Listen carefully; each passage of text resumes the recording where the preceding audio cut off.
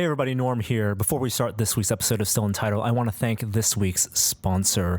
This week's sponsor of Still Untitled is 3D Robotics. 3DR is America's largest drone maker. Their Solo Smart Drone is the first drone optimized for GoPros. You can use it to get live HD video straight to your mobile screen from the drone in the sky. Solo's computers guide it smoothly and automatically and get cinematic shots you want. Push play and the Solo does it all. It even follows you, or can. 3DR gives a Solo away every month to one of their email subscribers. So sign up today to learn more about their drones at 3dr.com/stilluntitled. Now on with the show. Welcome to Still Untitled, the Adam Savage Project. I'm Will. I'm Adam. And I'm Norm. When we're not talking about burping the alphabet, we talk about things like books and movies. Hamilton. Okay. You know, a couple weeks ago on the podcast, I mentioned Hamilton, and I couldn't call up in my head the name of the creator of Hamilton, Lin-Manuel Miranda. Holy cow. I cannot gush enough about this musical. I was in TED last week. At this point, when this is playing, it's 2 weeks ago. I think I listened to Hamilton all the way through at least 2 or 3 times per day. I started listening to it backwards from the back song to the front just to give myself a change up. But I can't get enough of this thing. Paul is Dead on it. It's a And masterpiece. you haven't seen it live yet. I haven't seen it live yet. I'm of two minds about that for musical theater. Whether I want to experience it for the first time in person and get the association between the visual and the music. I'm going to say, if you have a chance to see Hamilton, familiarizing yourself with the book first is smart money, and here's why. I don't think I'm exaggerating, although we all know that I am prone to hyperbole.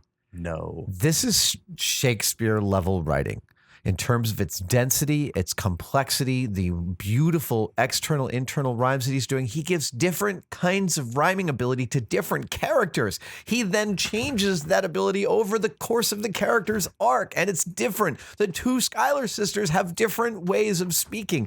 In their lyricism, it's an amazing achievement, and it's a dense with information. So it is really worth knowing, I think, the book before seeing it. And when you say the book, you mean the book, the musical. The book, the musical. Now, in some musicals, you have sometimes people talk and then they're like, oh, let's get in this story with a fringe on top. Yeah.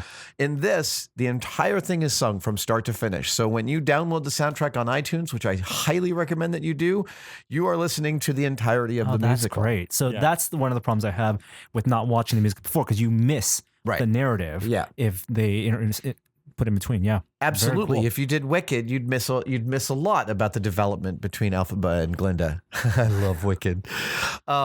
This thing it's just, I can't get enough of it. It's totally killing me. And I'm texting friends of mine. And we're like, my friend Ben last week was like, I remember this phase. And I was like, what phase? And he was like, oh, the phase when I had a new favorite song of Hamilton every day. Wow. Oh yeah. No, different things ring through my head.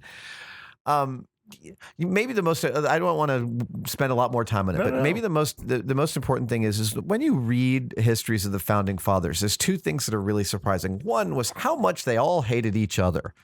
Like, really seriously did not get along. The factionalization of the founding fathers and how much they disagree, and still what an amazing document came out of those disagreements. You're talking about Madison, Washington, and Jefferson, and Franklin to a lesser extent. Yeah.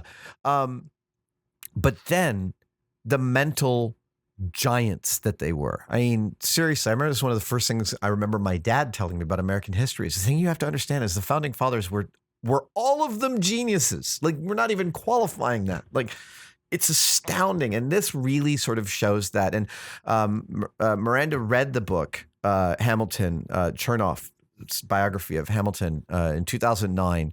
And he said his first thought was, I can't believe no one's written a musical about this before. But then it turns out that Hamilton grew up in St. Croix in the Caribbean, and when he was 17, a hurricane destroyed his island, and he wrote a poem about it. And the poem got him a trip to America. People on the island were like, "Oh, this kid is such an amazing writer. He should go to New York." And this is what Miranda says: is there's nothing more rap than a kid from the streets moving up because of the power of the word. Yeah. And he's totally right. It is a remarkable and amazing document. So you said to listen to it a few weeks ago. I went to my phone, downloaded it, started listening to it on airplane while I was trying to read a book. I was like, this isn't the right venue for this. And then as soon as I got in the car, when I got where I was going, put it on and sat in the car like to listen. And I was sitting in the car in the hotel parking lot for an untoward length of time with the car running before I was finally like, well, I probably better get out now, check into my room. But yeah, it's incredible. At the Grammys this last week, they performed from the stage that Hamilton is performed on live. They performed the opening song of Hamilton, which is a song called, shockingly, Alexander Hamilton. It was an amazing performance. I like that you pick up the cadence. Yeah. And Alexander Hamilton. Yeah, and filmed live. Filmed live. In front of a live audience. Then when they won the Grammy, he rapped his acceptance speech. You can find him on Fallon. Fallon challenges him to a freestyle rap battle against one of the Roots, and he freaking brings it. Wow. It's amazing. There's tons of stuff of Miranda online showing off his incredible verbal skills, including he performed the opening song, Alexander Hamilton, at the White House a few years ago when he was first working on this. Oh, wow. And so you get to see the song in progress with a different close, a different ending. It's like, well, never mind. There's a lot of material out there. I'm basically obsessively combing through the web and for it, and I'm hoping to get to New York soon to get to see it. It's coming to San Francisco next year. It is. It will tour. The creator will not be performing on Broadway for much longer, so I'm really hoping to get to see it before he hangs Put it up together. the Those spurs. tickets are going to be hard to get, Adam. Well, we'll see what I can do. But that's something we mentioned last week. Another thing we mentioned last week when you were at recapping your adventures at TED was how much everyone was talking about gravitational waves. Yes. And in reading about the gravitational waves, it was very strange to both read New York Times articles about that while also reading what we're talking about this week, the three-body problem. So you finally read it. Oh, yeah. So we're Awesome. spoiling Awesome. It is. Yeah. Oh, it's a Spoilercast. Spoilercast. Okay, so we'll talk about it generally, and then there'll be a point at which we tell you to turn off your sound generating device or unplug your headphones. Unless you've read if it. you don't want it spoiled. Yeah. So yeah, you turned me on to Three Body Problem, Will, and on a recent trip, I picked it up out of the airport and blasted through it. Well, so when occasionally we put out calls for books, and this is one of the ones that's been popping up when people recommend them for a while, and then it won the Hugo or the Nebula last year, and I was like, I probably should read this one. I sat down and I read it in I think 3 sittings. And it's not an insubstantial book. It's not Seven Eves, and it's pretty kind of dense. epic, but it's dense. And it jumps back and forth in places and times. The framework story takes place on Earth over the last 60 years or so, starting in the Chinese Cultural Revolution, which happened in the late 50s, started in the late 50s, early 60s. We've talked about it a little bit. It's interesting to me because it parallels our kind of modern American rejection of science and scientific study. Well, such as the Cultural Revolution. The Cultural Revolution did. I found the most surprising and lovely. So this book is written in Chinese and is translated. Translated. I'll get names. Very recently, I think. Liu Xishen is the original Chinese writer. And you saw the person educating you in how to say the name. Oh no, I missed that. Oh, it's up in the comments for our first podcast about it. I think it's a wonderful, careful explanation. Okay. Yeah. Of how to say a Chinese name. And then Ken Liu is the translator. Who's a science fiction author in his own right. Which is awesome. It's a terrific translation. But I found the most surprising thing about it, the first really surprising thing was, science fiction from a completely different cultural standpoint, which is China. They look at us as the Western imperialists. And not just told in that setting. Like you can have a Western author write about the Cultural Revolution, but told from someone who grew up through it and wanted to write science fiction as an expression of how he felt about it. Yes. And then also the idea of, okay, and here we're getting into mild spoilers. If we had contact in some way with extraterrestrials, there's a different kind of contact that the Chinese might have than the U.S. might have. And it's a cultural difference. And the Chinese in this case are like, we can't let the U.S. dictate the terms of a discussion with an extraterrestrial intelligent race. It's an entirely different tone because of that. Sorry, and so that's the spoiler aspect of it. But the way I would sell this book, because it is science fiction, so I'm going to go deep cuts now. There's a graphic novel called Superman Red Sun that Mark Miller wrote. And it's a fantastic alternate universe story of what if if Superman wasn't born in Kansas, or his spaceship didn't fall to Kansas and rescued by American parents and imbued with our values? And what if he grew up in communist Russia and was a hero for the people? Oh, wow. Now, I didn't know about that. and it's a great, like, everything, like he is the Superman and everything. It's a great science fiction story told in the superhero context. This is that for Contact, the Right. Carl Sagan Right. story Contact, instead of the first person hearing extraterrestrials and interacting with them being Jodie Foster and little Ellie, what if it was a woman who grew up in the Cultural Revolution and had a unique perspective that way? And that changes, of course, the history of man. Absolutely. And the book does a couple of things I really, really enjoyed. Again, I won't get too spoilery here until We're probably close to time just to All flip right. over. But I love the book sets up some things in the beginning that you're like, I have no idea how that would be possible. And you know what? The framework story, I got it wrong. The framework story is in the 80s or current day? The framework story is in little past modern day, so it's jumps between late 2020-ish 70s is and something? 2020. They say Okay. 40s, more than 40 years later. Okay. It sets up some things where you're like, I have no idea how they're going to explain that happened. And then they explained how it happened, and you're like, oh, that is so cool. Like there's there's several times reading it, I was kind of blown away and actually a little destabilized. And here's where I think we should get to spoilers here. Okay, so this is spoilers it. start now. If you aren't interested in the humans' first encounter with aliens from the Chinese Cultural Revolution perspective, you should be, because it's fascinating. It's is. unlike any other. Oh, you turned around on this because when you talked about it last time, you were kind of down on it. Well, He's got some I think he I has have some definitely critiques. criticisms Yeah. of it. Okay. And we'll get to that. But at this point, we're going to talk about plot and we're going to talk about detail. So here we go. The Sophons. Yeah. Holy way to the end. shitballs. So the setup. can we Hold on, the Sophons are the aliens, right? Isn't that what they no, call them? Sophons are the the multidimensional two protons. protons. Oh, right. And this is the thing that you're latching on, which is a big idea. So It is a huge idea, and it's so thrillingly large and so radically different than anything I've seen in a science fiction novel before. And look, I'm not a saturating reader. Excuse me. And look, it's not like I read a crap ton of science fiction, but this idea just really blew my mind. So The idea is science fiction stories. This plot has so many sorry. twists and big ideas. This is perhaps the biggest one. It borderlines Deus Ex Machina, but to jump to the end, any technology sufficiently advanced is magic. Yeah, The magic technology in this book that reveals a lot of things set up in the thriller aspects of the first half of the book is that the aliens have developed a technology where they can unfold a single proton into 11 dimensions. And if you think about an 11th right. dimensional being, and so you can think about it in terms of like folding origami, right? If something exists in 3 dimensions and you unfold it to 2 dimensions, it is bigger. In 1 dimension, a line, it is even bigger. Something that's 11 dimensions, an 11th dimensional proton unfolded into 2 dimensions can then be coded to be a programming computer. And they go into great. If that sounds confusing, go ahead and still read the book because they make it very palatable how this is there's remotely possible. There's a great video that explains higher dimensional space and the idea that 1 dimension is a point, 2 dimensions is a line, 3 dimensions is a plane, 4 dimensions is a plane moving through time, 5 dimensions is a point that is a plane moving through time. 6 dimensions is a line that is a series of planes moving through time, right. and that will help you understand the Sophons more than anything else. Right. So they build these multidimensional protons, which they encode as computers and can send as intelligence, as artificial intelligence, and they send them at the speed of light toward close to Earth. it.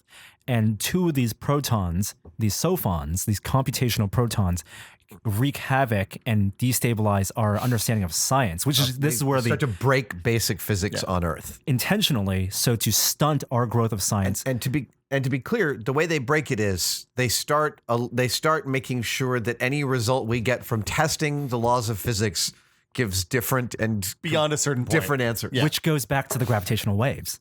This is like, those are the fundamental, when we talk about Large Nice. Hadron Well done. Collider Yeah. and the gravitational wave, and these are a type of experiments in theoretical physics that we need those advances so that applied science Yes. can make the technology we use. And there's a great analogy of, if humans didn't understand matter in a way that we do now in terms of subatomic particles, we couldn't make the nuclear bomb, but we could make the best crossbow in the world. Right. That we'd be stuck in that. that that's a frame great of way, yeah. understanding. And so the aliens, in their invasion of Earth, which will take 450 years, they want to stunt our growth, and they do it with these sophons. They do it to put the brakes on our ability to. They look at Earth and they see that we developed flight, and then less than 100 years later, well, actually 50 years later, developed an atomic bomb, and consider us an exponentially developing science culture, Right. which they are not. Right, which that's they are the linear. difference. Which ties into The Trisolarians. the title of the book, which is, I think, the sophons is like the big reveal at the end. The mid-story reveal, which is what the title alludes to, how their world differs from our world, I thought was, while not as big an idea, I was more impressed with how that was told. Can we yeah. take that? I thought that was a lovely unfolding. I agree, Like too. they were these interludes that happened as kind of almost a sidebar story. Before you continue, Yeah. I just would like to call out that your segue there was, I think, Norm's greatest segue. It was the best segue he's ever best done. segue ever. I think Yeah. we should just award Yeah, that. All right. gold. We should make a little graphic star. for the, yeah. Okay. So go ahead and Okay. continue. We should get, what you should get is an enormous gold YouTube play button. Yeah. Yes. I haven't seen it. I got to come see it. It's so big. Really? It's ludicrous. I Awesome. want to turn into a belt. Oh, nice. And have someone walk around behind us at conventions holding it up. Excellent. All right. Anyway. So that was the worst segue ever. The unfolding of that story, where like this was the part that grabbed me at first with this book. At first, I was going along. Chinese Cultural Revolution is interesting. I'm learning stuff, but it's not gripped me. And then one of the main characters in the future timeline is exposed to this virtual reality game Yes. that starts out as like the Aristophanes problem. It's basically setting out a physics problem. How do you chart the motion of a three-body system? And the three-body system is three planetary objects moving around each other and having incredibly complicated math Unpredictable. about unpredictable, actually potentially impossible kind of proven to predict. Gravitational effects on each other. That's what the three-body problem is how do you calculate the trajectories and more importantly, celestial though, bodies. the video game that he's interacting with has these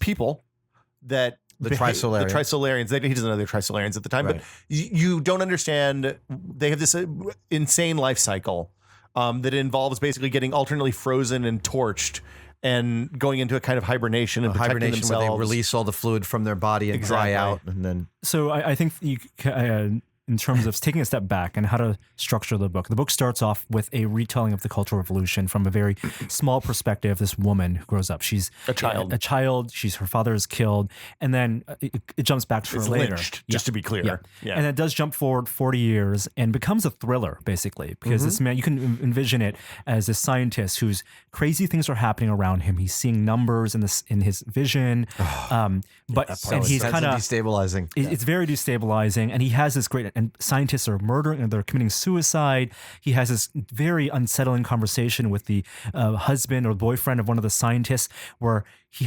demonstrates, what if, and this is, I think, the second big idea in the book, what if all the fundamental science that we know is only temporary and is only our understanding of this limited view. It's they called it? The hunter farmer, the shooter farmer, Yeah. SF, the shooter farmer theory. Our 10,000 years of humanity, all our understanding of Newtonian physics and quantum physics, it's under this relatively small sample size in terms of the history of the universe. If that becomes unravel, then What can we do? So What can we do? that's a Werner Vinge concept that has this actually has a little bit of scientific backing behind it. And it lines with physics in some interesting ways. The Werner Vinge concept is that there's different areas of space and that things behave the laws of physics may be different depending in different on, areas. Oh, yeah. Okay, yeah. But I completely agree with you, Will, where the beauty of the narrative is how the main character, one of the main characters, is exposed to the world of Trisolarians, and it's through this video game. Because you're the thing that's interesting is you're seeing the world through that main character's perspective, Yes. and it unpacks the world in a way that sells this incredibly high science fiction concept, the Sophon. It's a in way that very, you very believe. great unpacking, and Yeah. there's a great Star Trek Like episode. the book unpacks like a Sophon. The reveal, the reveal no, is totally. really, the set of reveals in the book is absolutely thrilling. There's a great Star Trek Next Generation episode called "The Inner Light," which won a Hugo. show, and in it, Captain Picard, he experiences We've the talked about this before entire on the memory podcast, yeah. of a man's life and the sole member of a dead culture. Dud's culture, and Yeah. through him, it lives through him. And so the idea that a culture and a civilization can get you to empathize with them or understand them through a different format, whether it's a dream, whether it's a feeling of embodiment, and in this case, it's a video game. Yeah. That, I think, is the next big idea of this book. And it's a video game that you put on with virtual reality goggles and a suit that makes you hot or cold as it needs to and gives you sensations. And it's But as a reader, like you're reading through it, and the first few times he enters the game, it feels very video game like. You're wondering why this is happening. Like Yeah, it makes right. it's totally a side note for the main plot. It's You're like the third time you go to the video game, I'm like, really? We're going back to this? And then the fourth time, I'm like, when can we get back to this? Well, but Exactly, because the moment he unravels the three-body solution, and he intuits the idea that, oh, the world of the video game is supposed to represent a world not like Earth. It's a world where there are three suns, and he solves that problem. And as a reader, you solve the problem along with him. Then you become invested as he does in that world. The problem is literally the problem works through basic physics, and mirrors ancient cultures, moves forward each time with Earth's ancient cultures, and then the moment. You realize around that third or fourth time that, oh, they're trying to solve this because they want to be able to predict, when the third sun is going to come up that's going to raise the heat. I mean, they all have to hibernate and not, because I think the biological bit we haven't talked about, and people who read the book know, is that if they don't dehydrate properly, if the sun comes out before they dehydrate properly, then they all die. Yeah. Yeah. Or they all freeze to death. Or they all freeze to death. So it's an alien civilization that they are a doomed civilization because they live in a system with three suns. They are doomed in the sense that they technologically progress very linearly, which matches the storytelling of the video game. And they now have this opportunity to communicate with Earth. And that's where the first interactions between that civilization and cultural revolution. That interaction on both is sides. shocking. Yeah. That interaction absolutely sides. blew my mind. Yeah. So she writes back. Come destroy us. So what Yeah. happens is they're sending messages out to space from this Japanese radar station. The Chinese. Chinese radar station. And they get a reply. And the reply is, do not reply to this message. I am a pacifist of this culture, the Trisolarians. If you reply, they will be able to triangulate and figure out where you are, and they will come and conquer you. So do not reply, do not reply, do not reply. And then she says, she replies. This is She the re- daughter. This is the opening story. Yeah. The small story of the Cultural Revolution, whose father is brutally murdered in front of her by a lynch mob. Mhm. And she basically says, come on, bring She it. says, come on and conquer this. I will help you. This, we deserve to be conquered. Yeah. Come along. And then she's caught. Oh, man. Yeah. Yeah, she's caught. She's murdered. She's lifted. Like, her story is an amazing story too. She's lifted from a re-education camp, and that's basically deforesting Western China, Eastern China, So that's where I think at the Western end, China. Sorry. Yeah, the story falls apart a little bit. The potential of the human civilization, alien civilization interaction being an echo and being really infused with the lingering aspects of the Cultural Revolution, I think it does fall apart at the end. Well, again, though, this is the first book of a trilogy, It is. and I didn't realize that until I was almost done with Neither it. did So I I. was thrilled. There's a second book that's already out. yeah. I'm really The looking third forward. one's this August, I think. Yeah. There's a movie coming out this year. Is there really? Chinese There is. language. Yes. Yeah. Oh my goodness, I can't wait. So Yeah. so the thing for me about this, like, I got to the end of this book and I was so satisfied by it. I literally was a little bit bummed when I found out that there was a sequel, because I was like, I'm actually, like, it sets up the end of the book sets up the sequel. Earth knows that this is happening, or at least a secret cabal of Earth nations knows that this is happening. They know about the Sophons, I think. Yeah. And they have to figure out how to counter them, They feel which like I assume bugs. is the dark second chapter of the Right. book. Yeah. How does humanity fight against an alien invasion that's going to happen in I read several a little hundred bit of a years? spoiler about the second in the book that helps future. illuminate Oh. that. And where the agents of the aliens are supercomputers that they cannot see, the size of 2 protons. That we can't see or detect, and But- they can.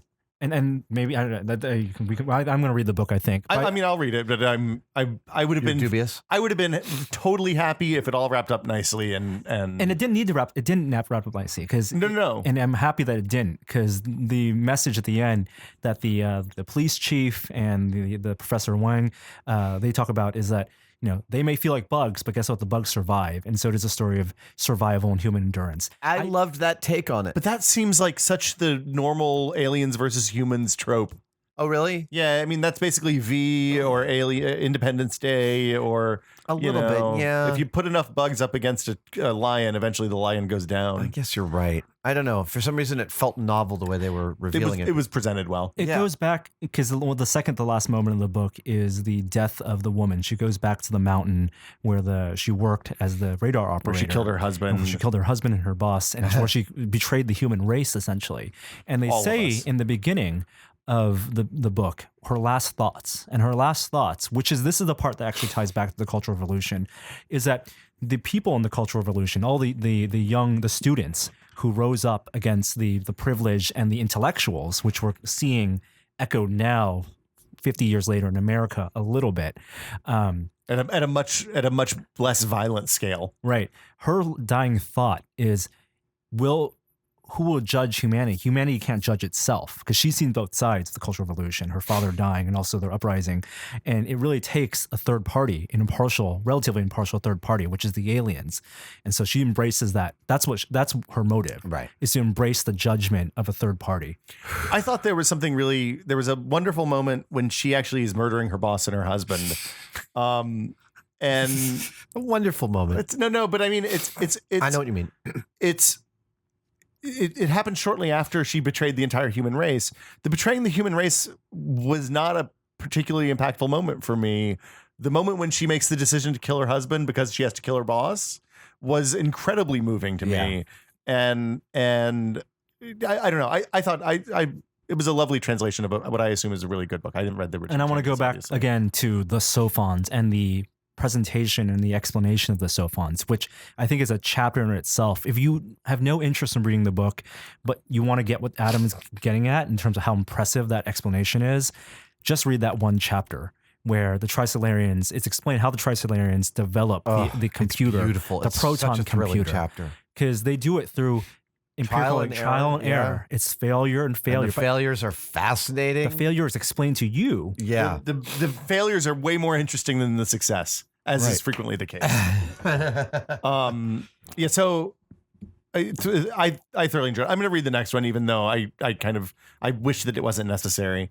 I think it's a book that you could reread and see a lot of the themes that repeat itself. Like, for example, in the game, they explained in Trisolarian history, they attempted to build a computer with 3 million of their soldiers. That was an amazing part that explains how computers work. Right. Amazing. Totally amazing. Yeah. And that is an analog to the machine of the Cultural Revolution, of all these independent. It's a less organized computer, but it is in mass over history. When you have millions of people uniting to do one thing, they get a result. And he says that in the beginning, like it's like a CPU, what the soldiers were doing. The thing that was neat about this was it was very similar to, and I can't remember the movie. There's a movie where a guy has to go back in time. Oh, it's the 11/22/63. Oh, the Stephen King book that's now a miniseries on Hulu. Miniseries with James Franco. Right? Yeah, exactly. Yeah. And it answers like that was set up, I think, by Stephen King to answer if there are people that can travel in time, why do we not know that there are people? Why are there not people from the future? And I love the all convention that he's going back to buy cheap meat. Exactly. Yeah, it's super good. This is the same kind of thing. Like the initial setup that I thought this book was going for was, what if their aliens are around us all the time talking to us and we just don't know, right? Or everybody, yeah. So it's kind of for the conspiracy. It's hard science too. I mean, there are aliens. I don't know if Alpha Centauri is 4 light years away. I know. I don't know. It is a 3-body system. Okay. I don't know if it's unstable in the way that this is described, but presumably, if there's a planet bopping around in between the 3 suns, there's gonna be weird stuff happening all the time. Yeah, it's totally amazing. It doesn't do any tricks. It doesn't cheat. It doesn't cheat with the science. I think that's a great place to wrap it up. I think so. It's a thrilling book. I'm going to read the sequel. I have high hopes for it, more hopes than you do. Look. The prose is lovely. I'm always, everybody who listens to this and listens to us talk about books, I'm a sucker for genre fiction that is well written. Absolutely. Because it's unusual. Yeah. And yeah, I mean, I'll definitely read it. Yeah. I do think it's a book where the ideas are stronger than the narrative, where in the sense that when they make the movie, as they're making the movie about it now, I don't need the movie to be a super faithful adaptation in terms of plot by point by point. I think it's gonna be very difficult to make a movie. Who's your favorite character? That's a really tough question. The cop was my favorite. I love the cop. The cop love was the amazing. Cop. Love the cop. Such a he's a Raymond Chandler character. He's a crooked bad cop who's really good at his job. He's great. He's a wonderful construct. I totally love him. I say the nanowire net. I think that's when it went off the rails. That was yeah. See, that's again. I think it's not as tight. I enjoyed the construct. Yeah. So that'll do it for us this week. Norman Chan, anything untested you want to talk about while we're here? We've got one day builds going out later this week, and behind the scenes stuff. For Tested Premium members, Adam's answering questions from everyone every week. Not everyone, but Tested Premium members. Ask Adam. Check that out on the site, and I think we'll see you next week. All right. See you next week. Thanks, guys. Bye.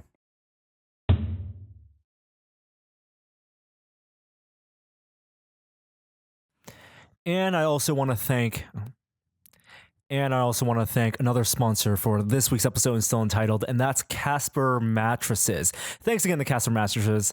Obsessively engineered American-made mattresses at a shockingly fair price. And you can get $50 toward any mattress purchase by going to casper.com/untitled and using the offer code untitled. $50. Casper brings together two comfy technologies for better nights and brighter days: latex foam and memory foam. So they got just the right amount of sink and the right bounce no matter how you sleep. They also have a risk-free trial and return policy. They'll deliver it straight to you, and you can try it for 100 days. It's like 3 months. And if you're not happy, they'll pick it back up, a 3-month-old mattress. It's $500 for a twin-size mattress and $950 for a king-size mattress. Comparing that to industry standards and averages, that's an outstanding price point. So get $50 toward any mattress purchase by going to casper.com/untitled. Again, using the offer code untitled. Terms and conditions may apply, and we'll see you next week.